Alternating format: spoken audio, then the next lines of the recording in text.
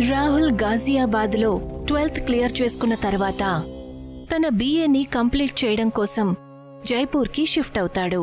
తను హోటల్కి బదులుగా ఒక అవుట్ ఏరియాలో ఒక ఇల్లు తీసుకుంటాడు. ప్రశాంతంగా చదువు పూర్తి చేసుకోవడంలో బిజీగా ఉంటాడు. 1 సంవత్సరం గడిచిన తరువాత తనకి తన స్నేహితుల దగ్గర నుంచి కాల్ వస్తుంది. హలో అస్మిత్, ఎలా ఉన్నావు? నేను బాగానే ఉన్నాను. నువ్వు జైపూర్ వెళ్ళి మమ్మల్ని మర్చిపోయినట్లున్నావు. లేదు లేదు, అలాంటిదేమీ లేదు. నిజం చెప్పాలంటే నిన్ను మోహిత్ని చాలా గుర్తు చేసుకుంటున్నాను. మేమిద్దరం కూడా నీకిది చెప్పడానికే కాల్ చేశాం. నేను ఇంకా మోహిత్ జైపూర్కి వస్తున్నాం. ఓహ్ వాహ్, గ్రేట్. నేను మీ ఇద్దరిని స్టేషన్లో పికప్ చేసుకుంటాను. మరుసటి రోజు సాయంత్రానికి వాళ్ళిద్దరూ జైపూర్కి చేరుకుంటారు. రాత్రవుతుంది. అందుకని రాహుల్ వాళ్లని తిన్నగా ఇంటికి తీసుకువెళ్తాడు. ముగ్గురు చాలా రోజుల తర్వాత కలిశారు. అందుకని వాళ్లు రాత్రంతా మాట్లాడుకుంటూనే ఉంటారు. రాత్రి సుమారు 12 గంటలవుతుంది. వాళ్ల ముగ్గురికి కిటికీ దగ్గర గజ్జెల శబ్దం వినిపిస్తుంది. ఇంత రాత్రి వేళ ఏ అమ్మాయి రోడ్ల మీద తిరుగుతుంది? అది విన్న తర్వాత మోహిత్ ఇంకా అస్మిత్ ఆగలేకపోతారు. వాళ్లు త్వరగా వెళ్లి కిటికీ తెరిచి చూస్తారు. ఒక అమ్మాయి ఎర్రటి బట్టలు వేసుకుని రోడ్డు మీద వెళ్తూ ఉంటుంది. వెనక నుంచి ఆ అమ్మాయి అంత అందంగా ఉందంటే ముందు నుంచి ఇంకెంత అందంగా ఉంటుందో. కాస్త కంట్రోల్లో ఉండు. మీరిద్దరూ నా వెనకాల రాకండి, నేను కాసేపట్లో వచ్చేస్తాను అని చెప్పి అస్మిత్ కిటికీలో నుంచి బయటికి దూకి తన వెనక వెళ్తాడు. వాళ్ళిద్దరూ చూస్తూ ఉండిపోతారు. రోడ్డు మీద చలి వల్ల కనీసం ఒక కుక్క కూడా కనిపించదు. తను ఒంటరిగా ఎదురుగా ఉన్న పెద్ద బంగళా వైపు వెళ్తూ ఉంటుంది. ఇలా చూడండి. ఆ మాట వినగానే తను వెనక్కి తిరిగి అస్మిత్ వైపు చూస్తుంది. ఇంత రాత్రి వేళ మీరు ఒంటరిగా ఎక్కడికి వెళ్తున్నారు? మీరెలాగో నా వెనకే వస్తున్నారు కదా, మీకు కాసేపట్లో తెలిసిపోతుంది అని చెప్పి తను బంగళా వైపు వెళ్లిపోతుంది. అస్మిత్ కూడా సమ్మోహనంతో తన వెనకే బంగళా లోపలికి వెళ్లిపోతాడు. ఆ తర్వాత అస్మిత్కి ఒక గదిలో నుంచి ఘల్లు ఘల్లుమంటూ శబ్దం వినిపిస్తుంది. ఓహో, అయితే జైపూర్ మహారాణి ఈ గదిలో ఉందా అని అంటూ తను గదిలోకి వెళ్లిపోతాడు. మీరస్సలు ఆగలేకపోతున్నారు అని తను అస్మిత్ వైపు చూస్తుంది. తన కళ్లల్లో కనుపాప కనిపించదు. తన నవ్వు చాలా భయంకరంగా ఉంటుంది. అస్మిత్ అరుపు బంగళా నుంచి బయట వరకు వినిపిస్తుంది. ఆ తర్వాత అంతా నిశ్శబ్దంగా మారిపోతుంది. ఇక్కడ ఇంట్లో రాహుల్ ఇంకా మోహిత్ ఇద్దరూ కంగారు పడుతూ ఉంటారు. ఈ అస్మిత్ ఎక్కడికి వెళ్ళిపోయాడు? వాడు ఆ అమ్మాయి వెనక వెళ్ళి అక్కడ నిరుక్కుపోయాడా ఏంటి? వాళ్ళిద్దరూ ఏమాత్రం ఆలస్యం చేయకుండా అస్మిత్కి కాల్ చేస్తారు. హలో అస్మిత్, నువ్వెక్కడున్నావు? నేను ఎక్కడున్నా చాలా సంతోషంగా ఉన్నాను. మీరు కొన్ని రోజులు నా గురించి మర్చిపోండి. నాకు నచ్చినప్పుడు నేను వెనక్కి వస్తాను అని చెప్పి తను కాల్ని కట్ చేస్తాడు. మరుసటి రోజు మోహిత్ కూడా రాత్రి కావడం కోసం ఎదురు చూస్తుంటాడు. బెడ్ మీద పడుకున్న తర్వాత కూడా తనకి అసలు ఏమాత్రం నిద్ర పట్టదు. తన మొహంలో చిరునవ్వు కనిపిస్తుంది. తన చెవులకి గజ్జెల చప్పుడు వినిపిస్తుంది. తను కూడా కిటికీలో నుంచి దూకి ఆ అమ్మాయి వెనక వెళ్తాడు. మోహిత్ అస్సలు గమనించలేదు ఎప్పుడు తను ఆ అమ్మాయి వెనక ఇంటి నుండి దూరంగా వెళ్లిపోయాడో. బంగళా దగ్గరికి చేరుకున్న తరువాత, మీ పేరేంటి? పాయల్. నిన్న నా స్నేహితుడు మీ వెంటే వచ్చాడు. తను ఇప్పుడు ఎక్కడున్నాడు? నిన్న నా చెల్లెలు అటువైపు నుంచి వెళ్ళింది. మీ స్నేహితుడు ఇప్పుడు కూడా నా చెల్లెలితోనే ఉన్నాడు. ఓ, అదా విషయం. మీకు కావాలంటే మీరు నాతో పాటు కొంత సమయాన్ని గడపచ్చు అని చెప్పి తను బంగళా లోపలికి వెళ్లిపోతుంది. మోహిత్ కూడా తన వెనకే వెళ్తాడు. అరే, ఎక్కడికి వెళ్తున్నావు? మోహిత్ ఆ గది తలుపు దగ్గరికి చేరుకుంటాడు. అప్పుడు తనకి అక్కడ మాంసం కంపు కొడుతుంది. తను అలాగే ఆలోచిస్తూ ఆ గది లోపలికి వెళ్తాడు. అక్కడ ఎదురుగా ఉన్న సంఘటన చూసి తన కాళ్ళు వణికిపోతాయి. ఎదురుగా అస్మిత్ ఒక చేతితో అక్కడ తాడుకి వేళ్లాడుతూ కనిపిస్తాడు. తన ఒక కాలు ఒక చెయ్యి నరికేసి ఉంటాయి. అస్మిత్, ఇది ఎలా జరిగింది? నువ్వు కూడా వచ్చావు ఇక్కడికి? రాకుండా ఉండాల్సింది. వెళ్ళిపో, ఆ రాక్షసుడు ఈ పాటికి వచ్చేస్తాడు. అంతలో తలుపు తెరుచుకుంటుంది.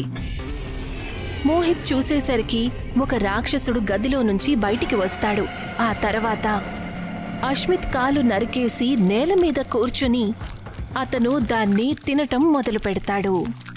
అస్మిత్ చనిపోతాడు. మోహిత్ స్వయంగా ఆ భయంకరమైన దృశ్యాన్ని చూస్తూ ఉంటాడు. అంతలో ఎవరో తన భుజం మీద చెయ్యి పెడతారు. తను వెనక్కి తిరిగి చూసేసరికి పాయల్ అక్కడ నవ్వుతూ కనిపిస్తుంది. మరుసటి రోజు ఉదయం రాహుల్ లేచేసరికి మోహిత్ బెడ్ మీద కనిపించకపోవడంతో తను ఆశ్చర్యపోతాడు. ఈ మోహిత్ ఎక్కడికి వెళ్ళిపోయాడు? తను కూడా ఆ అమ్మాయి వెంట వెళ్ళాడా? రాహుల్ ఇంట్లోంచి బయటికి వెళ్లి ఏరియా వాళ్లని అడగడం మొదలు పెడతాడు. ఆ విధంగా తను ఒక ముసలావిడ ఇంటికి వెళ్తాడు.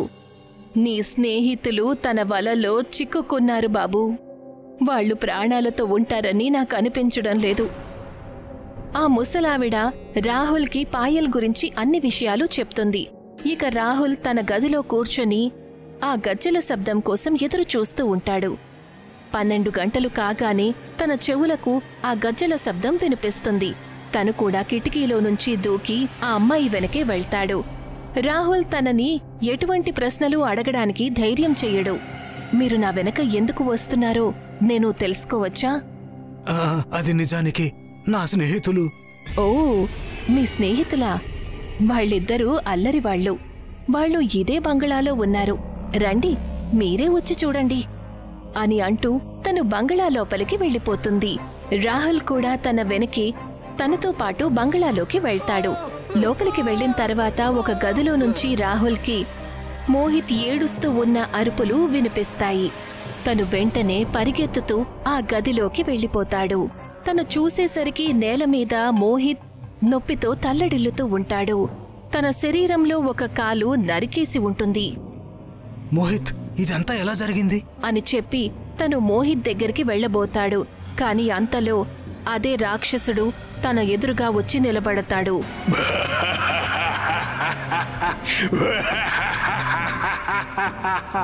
తనని కూడా అంతం చేసేయి. ఆ దానవుడు రాహుల్ భుజం మీద కొరకడానికి ముందుకు వెళ్లబోయేసరికి రాహుల్ తన జేబులో నుంచి భస్మాన్ని తీసి తన మీదకు ఊదుతాడు. రాక్షసుడికి మంట పుడుతుంది. తను రాహుల్కి దూరంగా వెళ్లిపోతాడు. అప్పుడు రాహుల్కి ముసలావిడ చెప్పిన మాటలు గుర్తుకొస్తాయి. అది ఒక శాపం. పాయల్ అనే రాక్షసి ఇంకా తన సోదరుడు ప్రతి 50 ఏళ్ల తర్వాత ప్రాణాలతో లేచి వస్తారు.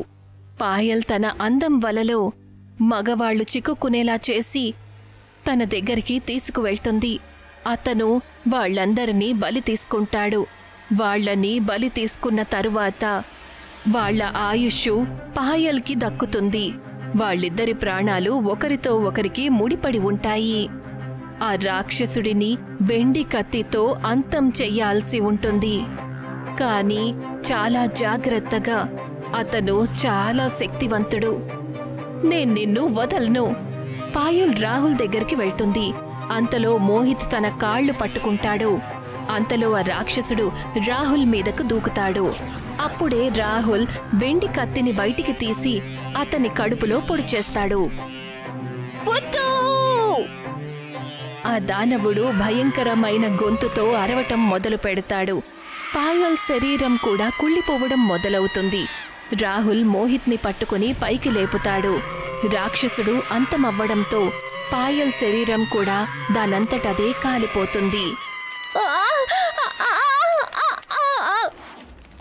మొత్తమంతా నిశ్శబ్దంగా మారిపోతుంది. ఆ విధంగా మరో 50 ఏళ్ల వరకు ఎవరికీ కూడా వాళ్ల గురించిన భయం ఉండదు. మోహిత్ అతని కొత్త కాలేజీకి వచ్చి చాలా ఆనందంగా ఉంటాడు. చూడ్డానికి బక్కగా అమాయకంగా కనిపించే ఒక మంచి అబ్బాయి. కాలేజీలో మొదటి రోజే అతనికి రష్మి బాగా నచ్చుతుంది. కానీ ఒక విచిత్రమైన విషయం ఏంటి అంటే విక్కీ చుట్టుపక్కల ఉన్నప్పుడు రష్మి కాలేజీలో ఏ అబ్బాయితో మాట్లాడేది కాదు. దాని మీద మోహిత్ పెద్దగా ధ్యాస పెట్టలేదు. ఒకరోజు, నేను నిన్ను ప్రేమిస్తున్నాను, ఐ లవ్ యూ. అప్పుడే అక్కడికి విక్కీ ఇంకా మాధవ్ వస్తారు. నీకు తెలియదా నేనెవరో? ఈ కాలేజీలోనే కాదు, ఈ ముంబైలోనే నేనొక డేంజర్ మనిషిని. మిస్టర్ ముంబై బాడీ బిల్డింగ్ కాంపిటీషన్లో 2002లో విన్నర్ని నేను. నీకు ఎంత ధైర్యం ఉంటే నా గర్ల్ ఫ్రెండ్కి ప్రపోజ్ చేస్తావు? విక్కీ, నేను నీ గర్ల్ ఫ్రెండ్ని కాదు, వదలు అతన్ని. ఇంకెప్పుడు రష్మి చుట్టుపక్కల కూడా కనిపించకు, అర్థమైందా? సరిగ్గా రాత్రి 12 గంటలకి మాధవ్ అతని రూమ్లో చదువుకుంటూ ఉంటాడు. అయ్యార్, సీనియర్ ఎగ్జామ్ కూడా జూనియర్ రాస్తే ఎలా ఉంటుంది? అప్పుడు అసలు మనం చదవాల్సిన అవసరమే ఉండదు కదా. అప్పుడే అతని మొబైల్కి ఒక కాల్ వస్తుంది. హలో, ఎవరు? నేను నీ మొగుడు మోహిత్ని మాట్లాడుతున్నా. ఆ వెధవ విక్కీ నన్ను భయపెట్టేటప్పుడు నువ్వు సంతోషంగా ఉన్నావు కదా. నేను నీకోసమే 3వ అంతస్తులో 5వ గదిలో ఎదురు చూస్తున్నా. ధైర్యం ఉంటే ఒంటరిగా రా.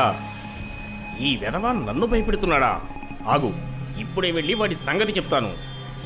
మాధవ్ 3వ ఫ్లోర్లో 5వ రూమ్కి వెళ్తాడు. అక్కడ మొత్తం చీకటిగా ఉంటుంది. తలుపులు అవంతటవే మూసుకుపోయాయి. లైట్ వచ్చిన వెంటనే అతను చూస్తాడు.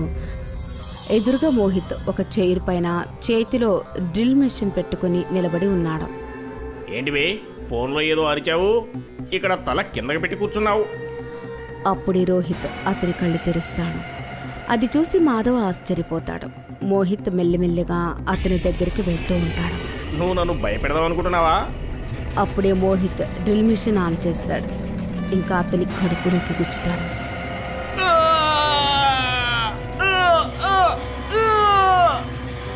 మాధవ్ నేల మీద పడి నొప్పితో అల్లాడుతూ ఉంటాడు.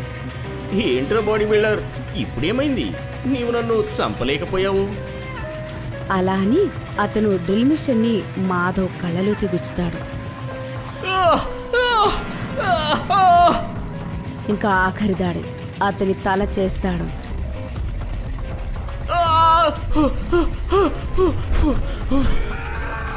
డ్రిల్ మిషన్ అతని తలలో నుండి మెదడు దాకా వెళ్తుంది. ఇంకా అతను అక్కడే చనిపోతాడు.